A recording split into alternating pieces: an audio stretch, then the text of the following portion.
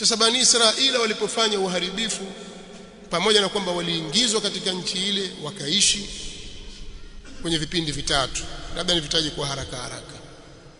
Kipindi cha kwanza ni kipindi Yusha bin Nun, Joshua mwana wa Nuni alipowaingiza wana wa Israeli baada ya kufa Musa alayhi salatu wassalam, wakapewa ushindi, wakaichukua ile ardhi, wakaichukua al-ardh al-muqaddasa kutoka katika mikono ya walowezi walikuwa wakiishi pale, kinyume na utaratibu wa Allah subhanahu wa ta'ala.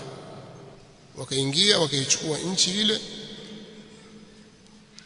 Inasemekana yeye alipoingia pale akaamua kuwagawa, akaweka makadhi, na kipindi hicho kinachoitwa ahdul qudat, mahakimu wakuu wa kisheria. Kwa hiyo yeye akawa ndiyo mtawala mkuu, alafu katika kila uzao mmoja au taifa moja la Bani Israili katika ile mataifa 12 anamtafuta msomi wao, tafuta msomi katika wao, anakuwa ndiyo hakimu kwa watu wake. Wewe fulani utakuwa ni hakimu na kadhi kwa Bani Lawi, wewe Bani Yahudha, wewe Bani hivyo, utakuwa unahukumu. Kila mmoja akawagawa katika zile asbab. Kwa hiyo akaweka kila taifa moja na Bani Israila akaweka kadhi pale. Jambo hili liliendelea, wanasema karibu miaka 400 wanaishi katika nchi ya Palestina kwa hali ya amani kabisa. Baada ya pale wana wa Israeli walitolewa katika nchi yao, kwa maelezo nitakayotaja tena. Walipotolewa baada ya mapigano makali, kwa kuwa walikiuka utaratibu wa Allah, wakatolewa katika nchi. Waliporudi katika mstari, walirudishwa na Nabiiullah Daud alayhi salatu wassalam. Wakati wana wa Israeli walikuwa wanatangatanga, wakamuomba mtume wao awaombee kwa Allah subhanahu wa ta'ala awawekee mfalme atakayewaongoza kwenye mapigano. Akachaguliwa Taluti kuwa ndiye mfalme, wakapigana na Jalut, na Daudi akamuua Jalut. Allah subhanahu wa ta'ala akampa utume na akampa na ufalme. Kwa hiyo akaingia katika ardhi ile akiwa ni mfalme. Hiki ni kipindi cha pili chaitwa Ahdul Muluk. Akatawala miaka aliyotawala Daud kama mtume wa Allah na kama mfalme mpaka alipokufa.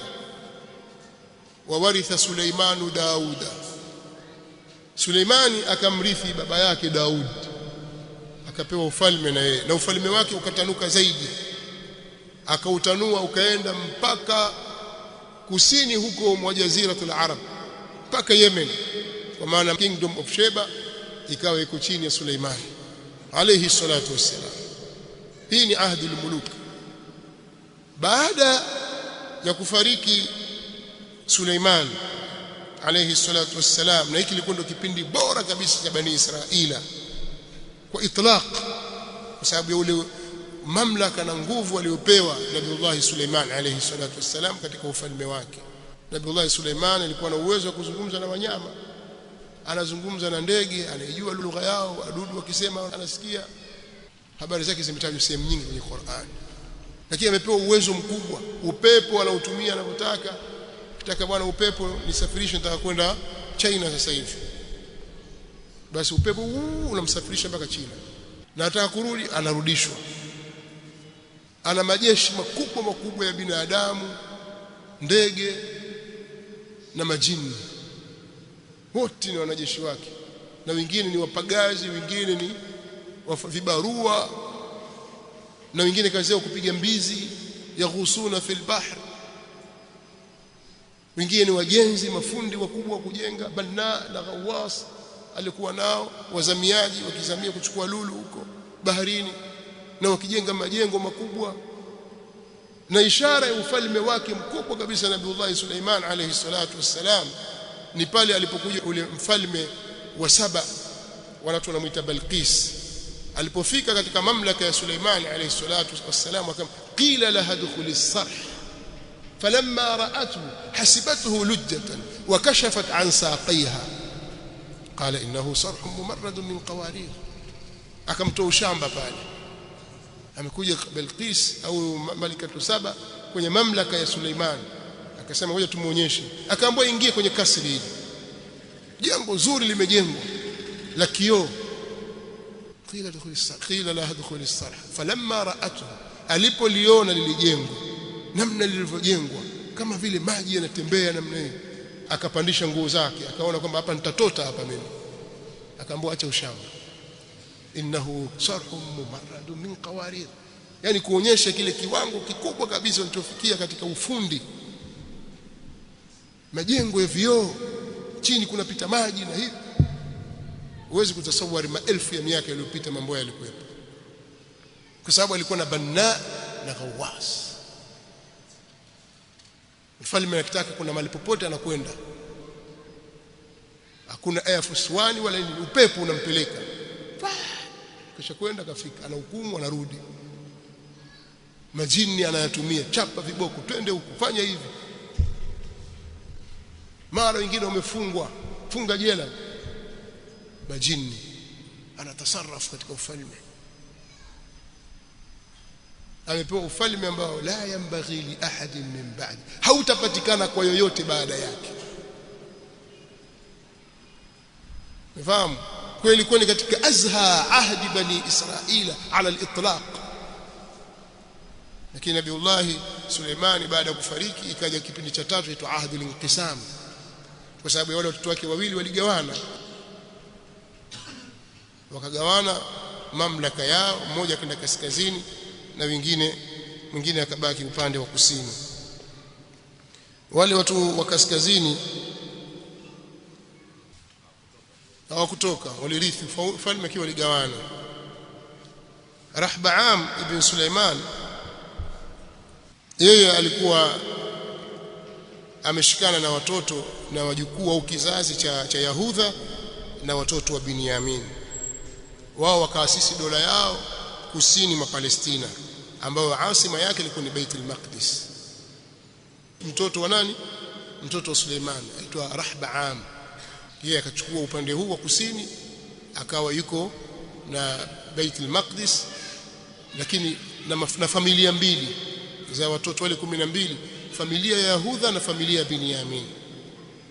Yule mwingine ikaitwa Daulatu Yahudha kwa sababu ya sibti ya Yahudha, ambaye katika kizazi chake ndio ametoka Nabiullah Daud alayhi salatu wassalam. Na Yarbaam yeye akatengeza dola yake upande wa kaskazini wa Palestina, ikaitwa Daulatu Israila, dola ya Israeli, na mji mkuu ilikuwa ni Nablus.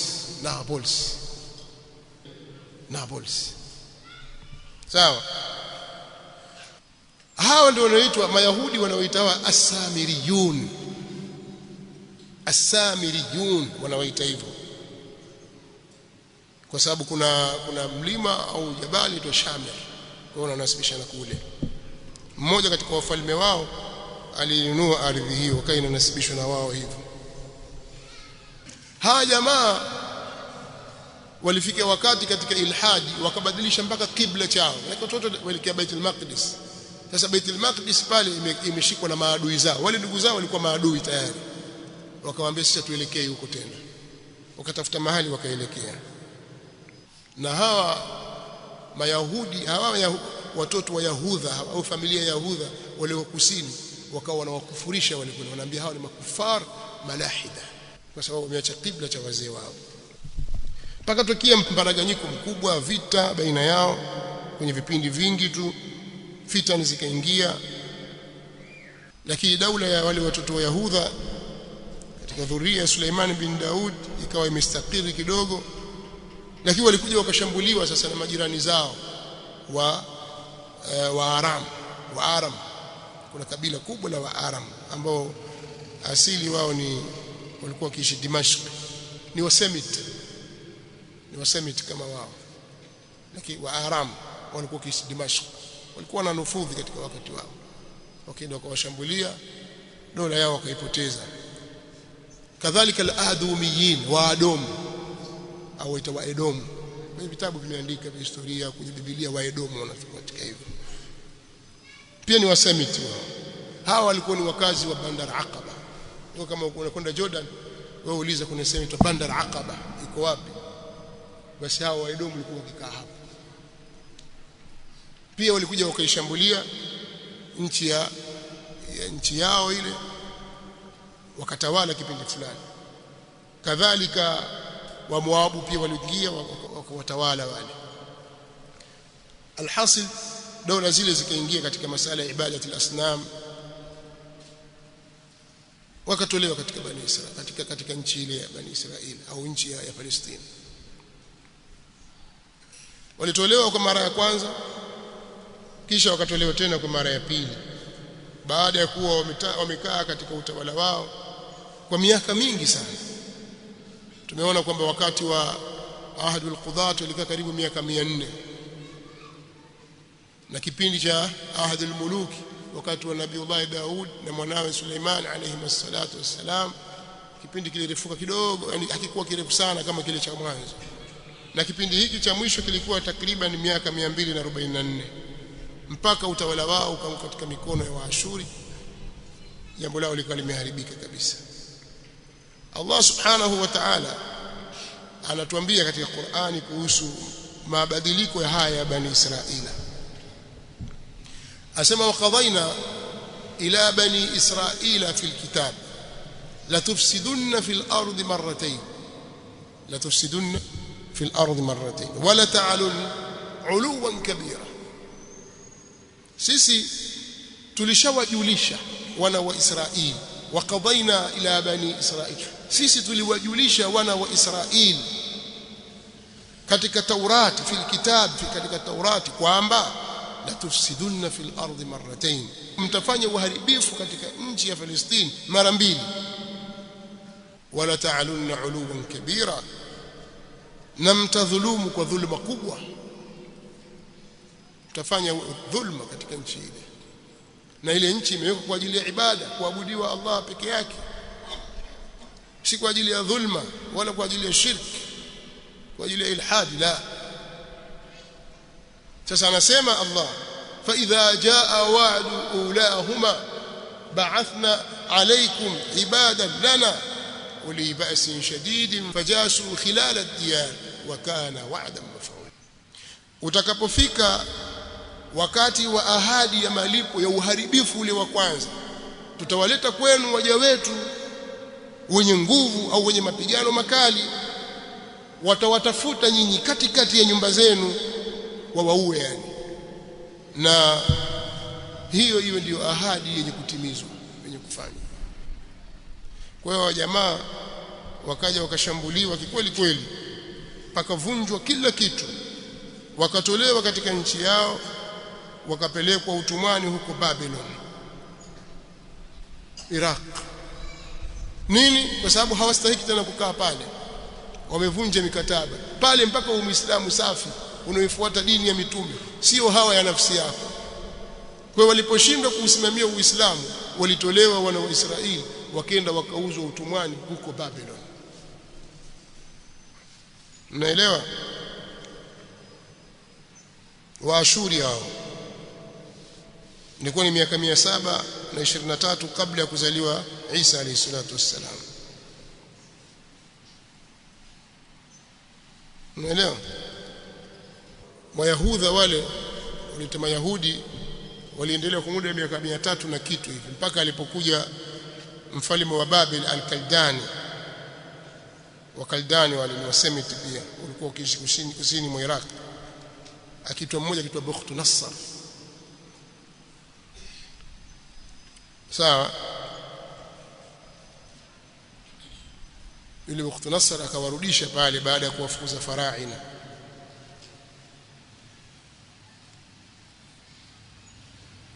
Kisha wakatolewa tena kwa mara ya pili, na hii ilikuwa ni wakati wa Warumi.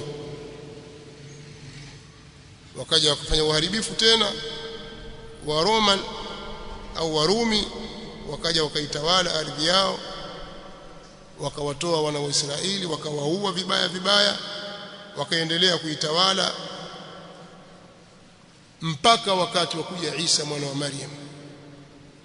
Ikawa Warumi ndio wana nguvu katika ardhi ile. Bani Israili wakiitwa Bani Israili au Wayahudi hawapo, hawaonekani, wanyonge kabisa. Na wale walivunja Baitul Maqdis na ile sehemu walikuwa wakiabudu Mayahudi, wakavunja kila kitu, wakaharibu hali kama namna hiyo. Kwa hiyo nataka kusema kuwa nchi ya Palestina ni nchi inayokaliwa na watu wenye imani ya mitume, imani thabit. Kwa hiyo ilipokaliwa na Warumi wale kwa muda mrefu, wa Bizantiyuna wale wakaikalia, hata Nabiullah Isa alayhi salatu wassalam alipokuja alipata taabu, mpaka ukatokea usaliti, mpaka Isa akaondolewa katika ardhi hii, akapaishwa, akapelekwa mbinguni. Hawakumuua. Sisi Kiislamu tunasema Isa hakuuawa kwa mujibu wa Qur'an, wama qataluhu wama salabuhu walakin shubbiha. Hawakumuua wala hawakumsulubu, hakusulubiwa msalabani, alifananizwa na wao tu. Kuna mtu kafananishwa na yeye, wakamuua huyo, wakamsulubu huyo. Lakini Isa bal rafa'ahu Allah ilayhi, Allah alimnyanyua akampeleka kwake, atarudi tena. Hiyo ndio imani ya Kiislamu. Kwa jambo liliendelea hivyo, Warumi wametawala na wengine wakaukubali Ukristo, Unasara, lakini sio ule uliokuja nao Isa mwana wa Maryam, wala sio ule waliokuwa nao mabwana wakubwa katika wanafunzi wa Isa kina Petro. Walikuwa ni katika watu wema, majina tu sikuonaje Petro, Petro ndio katika wale hawariyu Isa, wanafunzi wale 12 wa Isa. Sawa, wana wakubwa katika wanafunzi wa Isa walikuwa mshiko dini ya Isa alayhi salatu wasalam, ile ya kweli kabisa ambayo ndio Uislamu. Mpaka Paulo alipojitokeza akaelekea mataifa, akawaendea na mambo tofauti, akaharibu, na wale baadhi ya Warumi wakawa wamemkubali, wakaipokea dini yake. Haya mambo yamekwenda hivyo kwa muda mrefu. Baada ya miaka 300 mambo yabadilika, baada ya miaka 400 yakabadilika tena, mpaka alipodhihiri Mtume Muhammad sallallahu alaihi wasallam. Taurati na Injili wamezipotosha kabisa, na dini za mitume wakawa wameziharibu. Sikutaka kuzungumzia historia ya Taurati, namna ilivyoharibiwa, namna ilivyopotea, ilipoandikwa tena na kina Izra na mengineyo kama hayo. Sitaki kueleza, maneno yatarefuka. Hapa alikuwa nataka kueleza kwamba wana wa Israeli kiitikadi, wakiwa ni Waislamu safi, basi wana haki ya kukaa katika nchi ile. Mwarabu akiwa ni Muislamu safi, basi ndiye mwenye haki ya kukaa katika nchi ile. Mfursi akiwa ni Muislamu safi, anayo haki ya kukaa katika nchi ile. Ile nchi imewekwa kwa ajili ya waja wake Allah waliowema. Na kitendo cha Mtume sallallahu alaihi wasallam kuamrishwa alikuwa aelekee Baitul Maqdis mwanzo kabisa. Wakati alipopewa risala na kuletewa swala, akawa anaelekea kule Palestina, Baitul Maqdis. Alitaka kujenga watu kiimani na kimtazamo kisawasawa kwamba pale ni mahali patakatifu.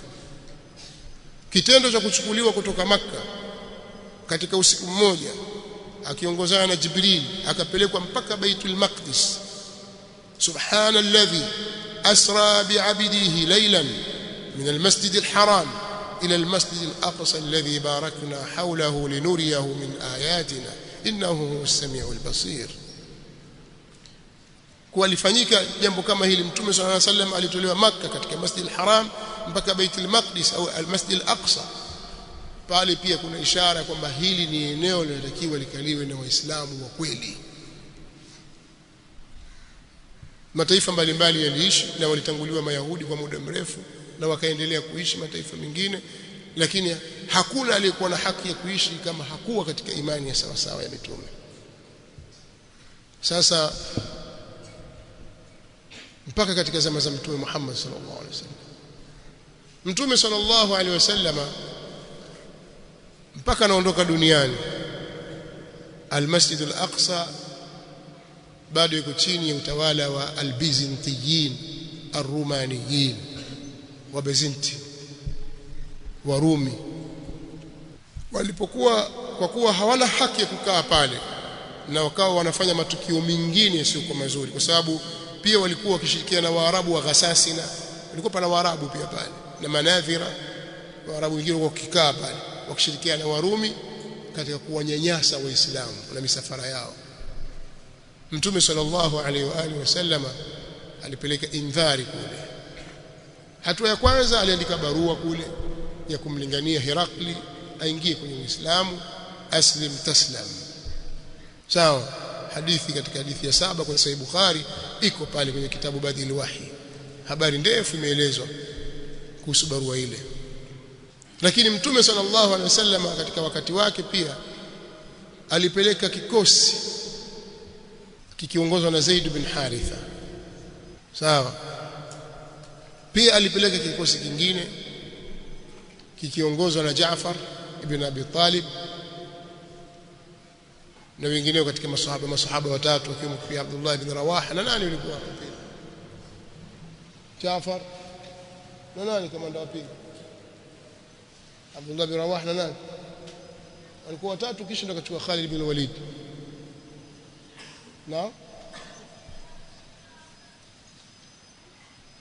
nani nakumbuka.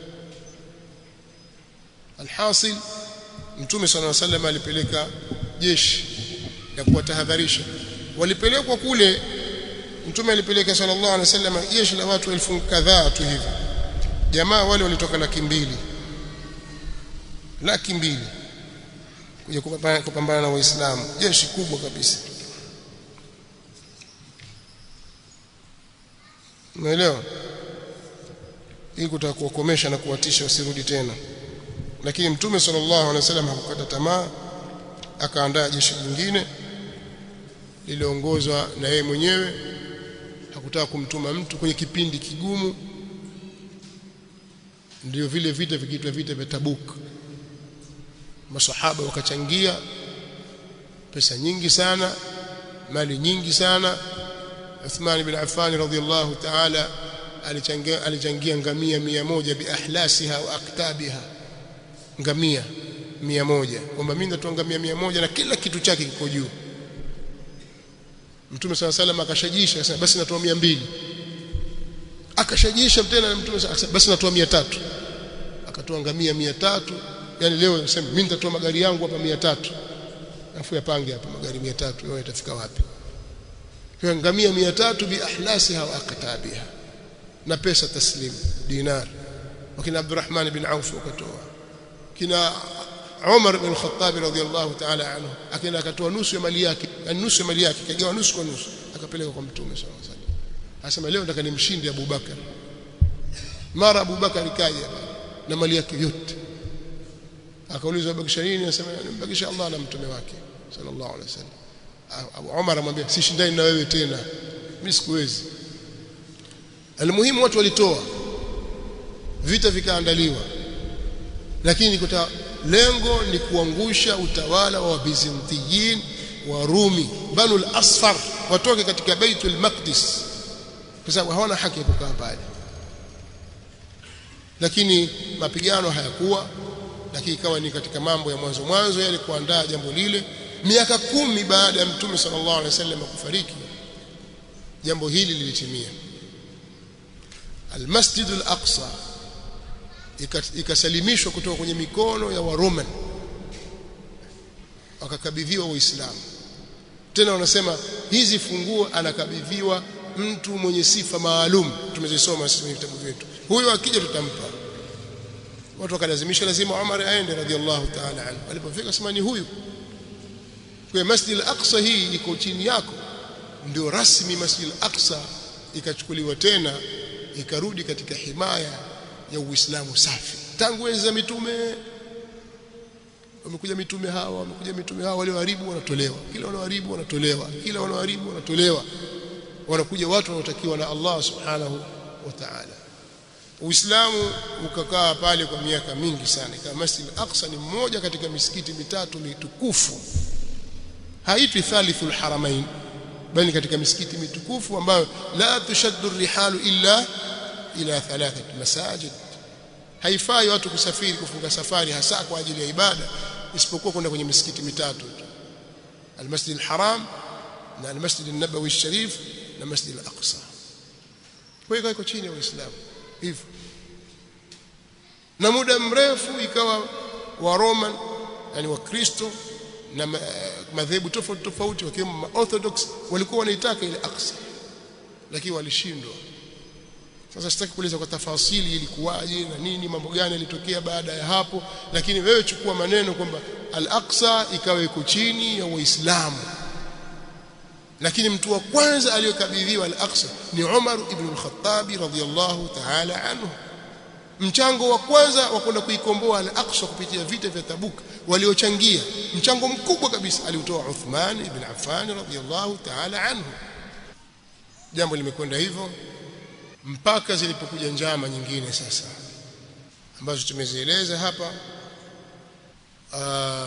Fikra za kizayuni zilipozaliwa ya kwamba Mayahudi wanatakiwa warudi katika nchi yao. Nchi yao ipi? Sasa ukisoma historia kuna watu wanaitwa Khazar. Khazar makazi yao ya asili ilikuwa ni kusini mwa Urusi, Ukraine, Caspian Sea, Kazakhstan ya magharibi kule. Hawa jamaa hawa ukiwaangalia kiasili sasa Makhazar si katika Bani Israili, ni Maturuki wa asili wale wa zamani, jamii ya Kituruki za kizamani. Kwenye karne ya 8 hawa jamaa walifuata dini ya Uyahudi.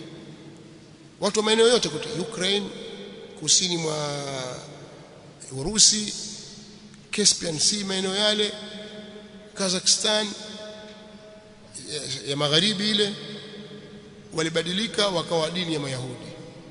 Basi wakatabana wakawa wenyewe ni Mayahudi kwa kidini yani. Paka tokea fujo fulani, wale wakaja wakapigwa wakaondoka pale, wengi wakakimbilia Ulaya wakajiita Mayahudi. Sasa hawa ni Mayahudi kidini kwa kuwa wanafuata itikadi ya Kiyahudi, hata hiyo ni muharafu ilipotoshwa, lakini kiuzao si wana wa Israeli. Sawa, si wana wa Israeli, kwa sababu Uyahudi watu walifuata dini, na wengine ni wa Afrika, wengine wana asili za Kiarabu, wengine ndio kama hao Makhazar na makabila mengine walifuata Uyahudi dini. Baada ya intifadhat na fujo fulani zilizotokea katika miji yao, wakapelekwa sehemu tofauti tofauti. Wako walikwenda Ethiopia, wako walikwenda Ulaya, wako walikwenda wapi, wakachanguka katika dunia. Sasa ilipokuja kampeni ya uzayuni ya kuwarudisha wana wa Israeli katika nchi yao, wakachukuliwa watu kutoka Ethiopia, wakachukuliwa watu kutoka huko Ulaya, na wengine wakiitwa Ashkenazim, Mayahudi wale wa Ulaya wale. Hawa pia wakaingizwa hawa ambao wanatokea sehemu za Ulaya kaskazini na mashariki, Ujerumani, Poland, Ukraine, Russia na sehemu kama hizo. Wakachukuliwa wale wote kwamba eti warudi katika nchi yao ya ahadi. Nchi yao ya ahadi vipi? Hao Mayahudi wana wa Israeli. Wana wa Israeli kivipi? Ni uzao kweli wa Israeli? Utakuta hawana asili hiyo, hawana asili ya wana wa Israeli kabisa. Ni watu melidai. Hata kama ilikuwa ni wana wa Israeli wa kweli, bado hawafuati dini sahihi aliyokuja nayo Nabiullah Musa alayhi salatu wassalam. Kwa hiyo hawana haki ya kukaa pale. Mmenielewa? Ukirejea historia ya jamaa, kuna watu tuma Khazar. Wewe isome historia utaliona jambo hilo kwamba Makhazar hawakuwa Mayahudi hata siku moja, yani hawakuwa wana wa Israeli, lakini walifuata Uyahudi.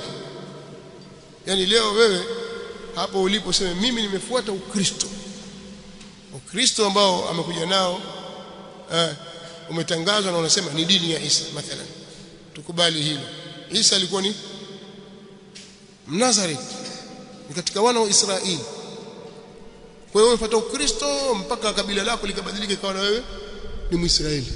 Inawezekana kwa sababu kufuata dini sana. Wewe Mnyamwezi, Msambaa, umefuata Uislamu, dini ya Mtume Muhammad sallallahu alaihi wasallam, ukawazungumza Kiarabu, umekwenda vizazi vyako vinne vitano vikabadilika vikawa Waarabu kwa sababu tumefuata Uislamu. Hauwezi kusema mimi Sharifu, mimi ni ukoo wa Mtume sallallahu alaihi wasallam. Kwa nini? Kwa sababu mimi Muislamu. Uislamu ni dini, Uyahudi ni dini, wana wa Israeli ni kabila, ni uzao. Mahazari hawezi kuwa wana wa Israeli. Sasa kampeni za uzayuni zilipoanzishwa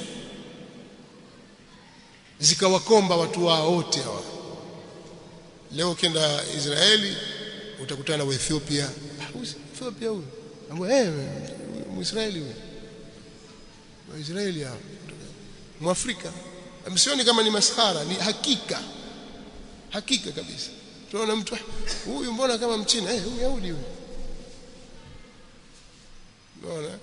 Sasa watu wengi kutoka Ujerumani na wengine wakakimbia Amerika, wakaenda wapi, wana asili za wanasema wana damu za Kiyahudi, lakini walifuata Uyahudi dini, sio nasab. Kwa hiyo kama wana wa Israeli wataka kurudishwa kwao kwa kuangalia nasab, sio hawa. Sawa?